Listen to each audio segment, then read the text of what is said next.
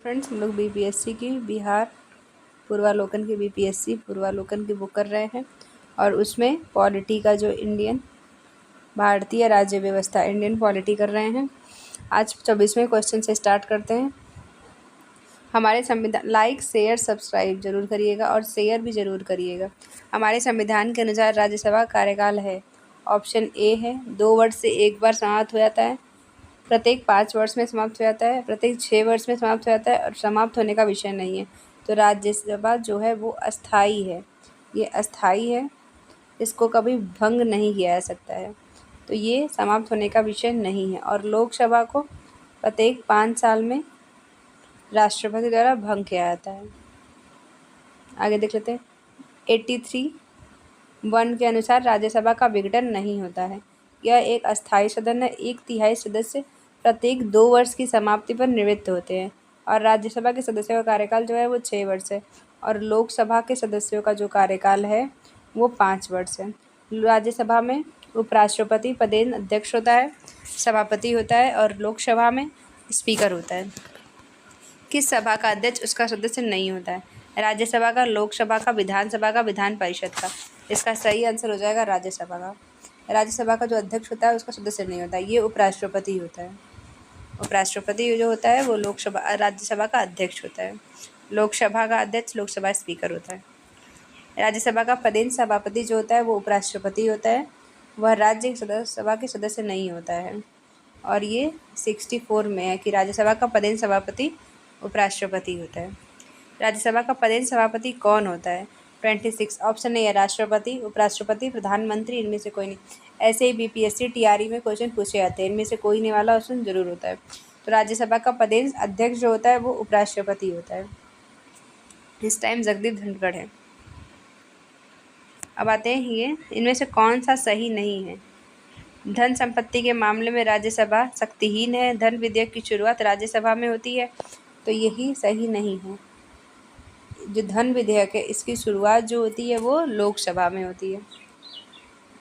अनुच्छेद 109(1) के अनुसार धन विधेयक जो होता है वो राज्यसभा में पुनर्स्थापित नहीं किया जाता है। 109(2) में कहा गया कि धन विधेयक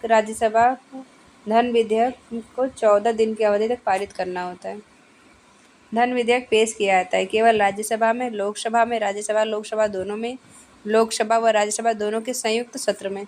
इसका सही आंसर हो जाएगा केवल लोकसभा में। धन विधेयक जो होता है वो पेश किया जाता है केवल लोकसभा में। लेखानुदान बना है।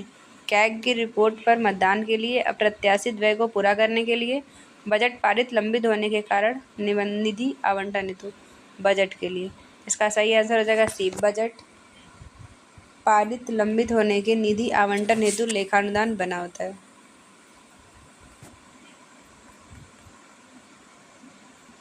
अब आते हैं 30वें नंबर का। लोक लेखा समिति अपनी रिपोर्ट प्रस्तुत करती है।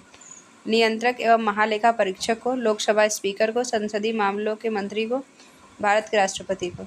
इसका सही आंसर हो जाएगा लोकसभा स्पीकर को अपनी रिपोर्ट प्रस्तुत करती है।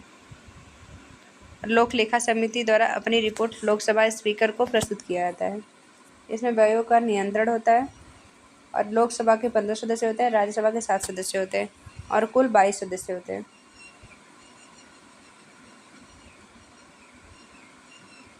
निम्नलिखित में से कौन सा सही नहीं है? सर्वोच्च न्यायालय का गठन 1950 में हुआ है।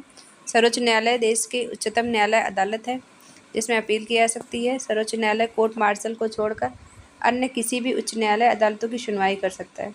इसका सही इसमें पूछा है कौन सा सही नहीं है, तो जो सी है वो सही नहीं है। राज्य सरकार के कार्यकारी अध्यक्ष संवैधानिक प्रमुख कौन है? राज्य में राज्यपाल होता है और केंद्र में राष्ट्रपति होता है। इसका सही आंसर हो जाएगा राज्यपाल। एक उच्च न्यायालय का न्यायाधीश अपना त्यागपत्र संबोधित करता है। ऑप्शन ए है राष्ट्रपति, ऑप्शन बी है भारत के मुख्य न्यायाधीश, ऑप्शन सी है उसके राज्य के उच्च न्यायालय के मुख्य न्यायाधीश, ऑप्शन डी है राज्य के राज्यपाल।